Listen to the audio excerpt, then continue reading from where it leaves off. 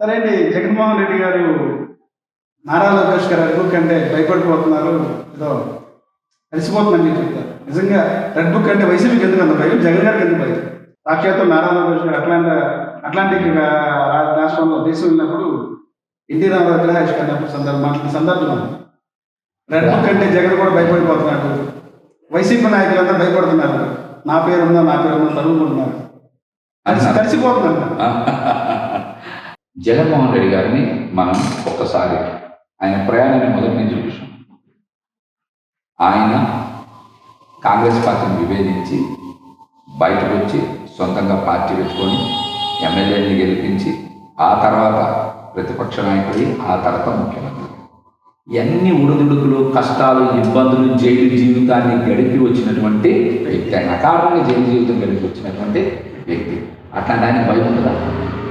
భయం కల్పిస్తున్నాడు, భయం పెడతాడు కూటమి నాయకులు. అరే జగన్ గారికి 40% ఓట్లు వచ్చినాయి, ఎక్కడికి పోయిన వేలాది మంది జనం ఆయన వెనకాల పరిగెడుతున్నారు. అది చూసి భయపడుతుంది ఎవరు?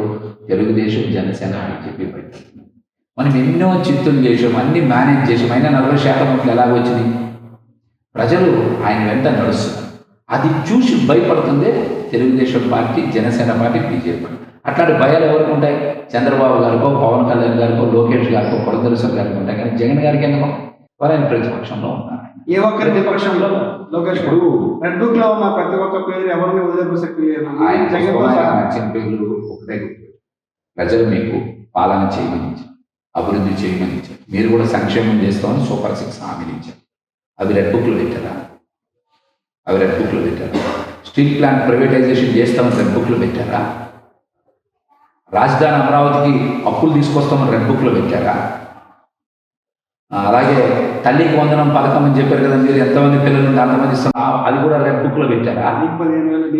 అదే అది కూడా అందులో పెట్టారా? నిరుద్యోగ వృత్తి 3,000 ఇస్తాం, లేకపోతే 20 లక్షల ఉద్యోగాలు కల్పిస్తాం, అది కూడా రెడ్ బుక్లో పెట్టారా?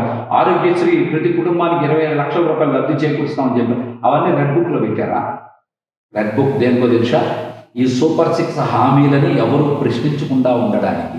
అలా ఎవరైనా సోషల్ మీడియా వేదికగా ప్రశ్నించినా సరే ప్రజల నుంచి వ్యతిరేకత వస్తుందని కావాలని సోషల్ మీడియా ద్వారా ప్రశ్నించిన గుర్తుల్ని నొక్కాలనుకున్నారు. ప్రజాస్వామ్యాన్ని మీలాంటి చాలా మంది నియంత్రణ నొక్కాలనుకున్న ప్రతిసారి కూడా ప్రజాస్వామ్యమే గెలిచింది, నియంతృత్వం ఓడింది అన్న విషయాన్ని లోకేష్ గారు, చంద్రబాబు గారు, పవన్ కళ్యాణ్ గారు అందరూ గుర్తు పెట్టుకోవాలి.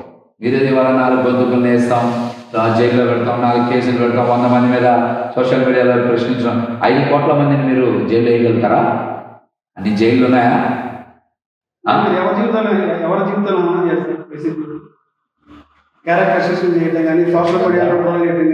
ఖచ్చితంగా గుర్తుపెట్టుకోండి. రాజకీయాల్లో అసభ్యకరమైనటువంటి పోస్టు, కుటుంబ సభ్యుల్ని బయటికి తీసుకొచ్చేటువంటి పోస్టు, అట్లాంటివి ఎవరు చేసినా తప్పే. అట్లాగే ఎవరైనా చేస్తే వాళ్ళని చట్టపరంగా శిక్షించాల్సిందే. దాంట్లో ఎవరి మద్దతు ఎవరికి ఉండదు.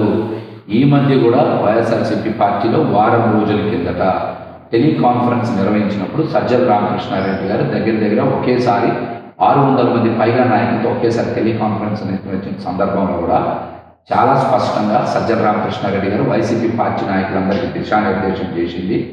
రాజకీయాల్లో కుటుంబ సభ్యుల జోలికి ఎవరు వెళ్ళద్దు, ఎక్కడ అసభ్యకరమైన పోస్టులు పెట్టద్దు, పాలసీ పరంగానే ప్రభుత్వాన్ని ప్రశ్నిద్దాం, ఎదుర్కొందాం.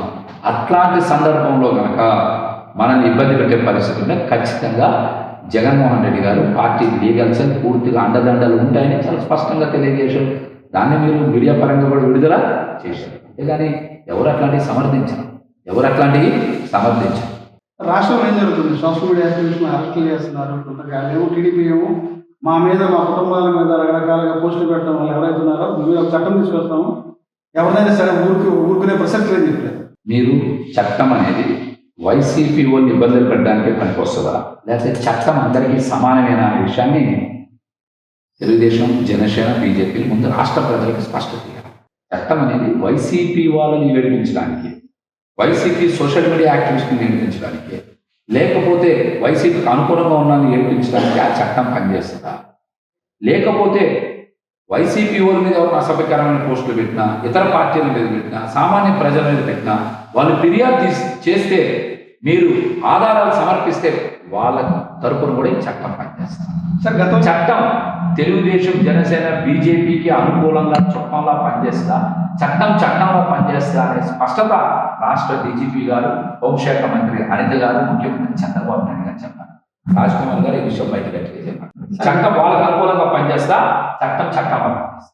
వైఎస్ఆర్సీపీ పార్టీలో వ్యక్తిగత దోషులు చేసే నాయకులు ఎవరైతే ఉన్నారో కొడాల నాని కానీ, పేరు నాని, ఇట్లా నాని, స్ట్రీట్ కూడా మనం వీడియో చేయడం జరిగింది. ఇదంతా పార్టీ ఆఫీస్ నుంచి వచ్చిన స్క్రిప్టే, సజ్జల రామకృష్ణారెడ్డి చదవన్న స్క్రిప్టే నేను చదివాను అంటారు. అంటే వైసీపీ పార్టీ నాయకులు చేసే ఆరోపణలు కూడా ఆఫీస్లో స్పేస్ వస్తాయి. నేను ఇప్పుడు ఎవరైనా ఒక వీడియో చూస్తున్నాను, ఉత్సాహం ఎక్కువ ఏం చేస్తే కొద్దిమంది ఎక్కువ చూడాలనుకుంటాను అనుకొని ప్రజాక్షేత్రంలో కొంతమంది లేకుండా వాళ్ళు చెప్పారు, ఏం చెప్పారని చెప్తారు. మన దగ్గర నిలకడ అంటే మీరు ప్రెసిడెంట్ కూడా తింటారు, మీకు కూడా స్క్రిప్ట్ ఎక్కడ నుంచి వస్తుందా? సజ్జల గారు ఇస్తారు. అట్లాగే పార్టీలో ఒక ఇంపార్టెంట్ సపోజ్ పోలవరం మాట్లాడాల్సి వచ్చిన పార్టీ కొంత డెఫినెట్గా మనకి నోట్స్ ఇస్తారు. దాని మీద మరి కావాల్సిన నాలెడ్జ్ కావాలి. గతంలో ఏం జరిగింది, ఇప్పుడు ఏం జరిగింది, వైసీపీ ప్రభుత్వం ఆయన ఏం చేశారు, జగన్మోహన్ రెడ్డి గారు ఏం చేశారు, సమాచారం అందజేస్తారు. ఖచ్చితంగా ఇస్తారు. అట్లాంటివి ఇస్తారు. ఇప్పుడు వాలంటీర్ సిస్టమ్ ఖచ్చితంగా దాని మీద ఇస్తారు. అట్లాగే గత ప్రభుత్వంలో నాడు నేడు లాంటి కార్యక్రమాలు ఏం చేశారు ఇస్తారు. ఇట్లాంటి ప్రభుత్వ పథకాలకు ఎంత ఖర్చు పెట్టాం, అభివృద్ధికి ఎంత ఖర్చు పెట్టాం, ఏం జరుగుతుంది అనేది సమాచారం వస్తుంది. అది లేకుండా ఎలా మాట్లాడగలుగుతాం? అంతేగాని మీరు బూతులు తిట్టండి, అలా తిట్టండి ఎవరు మాట్లాడరు. తెలుగుదేశం పార్టీ నాయకులు, ప్రతిపక్ష పార్టీ నాయకులు జగన్మోహన్ రెడ్డి ఆనందపడలేదు ప్రచారం నిజంగా వస్తుందంటారా? జగన్మోహన్ రెడ్డి గారు ఆనందపడుతూ ముఖ్యమంత్రి అలాగే పాదయాత్ర చేసి ప్రజల కష్టాల్లో భాగస్వామ్యం అయిన తర్వాత, ప్రజల కష్టాలు తెలుసుకున్న తర్వాత, ప్రజల కష్టాల నుంచి నవరత్నాలను మేనిఫెస్టో తయారు చేశాక ఆయన ముఖ్యమంత్రి అయ్యారు. బుద్ధి తిరిగితే ఎవరు రాలేదు. ఆయన పనికిమానం లేదు, 4 మాటలు చెప్తే అలాగా. ఆయన అంత ముందు కూడా మరి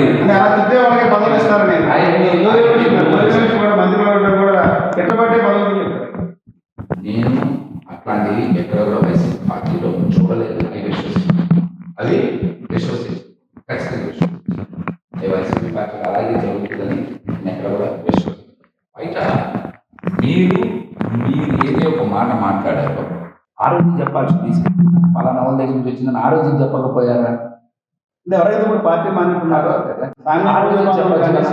చెప్పారు, మాకు ఇదంతా సజ్జలారిస్తారు పార్టీ ఇవాళ మీకు మంచి చేసినప్పుడేమో మాకు సజ్జల గారు చేశారు, జగన్ గారు చేశారు, ఆయన్ని ఎవరు మాట్లాడారు. ఇవాళ మీకు ఇబ్బంది వచ్చిందని చెప్పి మీరు సొంతంగా కొన్ని వీడియోస్ పెడతారు. దానికి పార్టీ బాధ్యత ఏముంటుంది? ఆ రోజు కూడా లేదా కింద పెట్టాల్సింది కదా, సోషల్ మీడియాలో ఎవరు ఆపరు కదా మిమ్మల్ని. ఆ కంటెంట్ ఇచ్చారు మాకు నా పేరు పెట్టాల్సింది ఆ రోజు. ఇవన్నీ అమ్మక మాటలు వాళ్ళు మాట్లాడకూడదు, తప్ప అవన్నీ కూడా తప్పు. నేను మీకు ఓపెన్ చెప్తాను, తెలుగుదేశం పార్టీ మరి ప్రతిపక్షంలో ఉన్నప్పుడు పచ్చిబూతులు తిట్టలేదా? చాలామంది నాయకులు మాట్లాడలేదా? అనిత గారు ఎలాంటి మాటలు మాట్లాడారు, పట్టాభి గారు ఎలాంటి మాటలు మాట్లాడారు, చాలామంది నాయకులు మరి ప్రెస్ మీట్లోనే ఎలాంటి భాష మాట్లాడారు.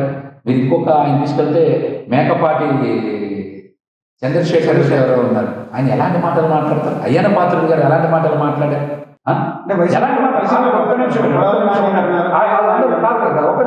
రాజ్కుమార్ గారు ఒక్క నిమిషం. మీరు ఒక పార్టీలో మాట్లాడడం చాలా కొంతమంది నాయకులు మాట్లాడే మాటలు పార్టీ మాట్లాడదు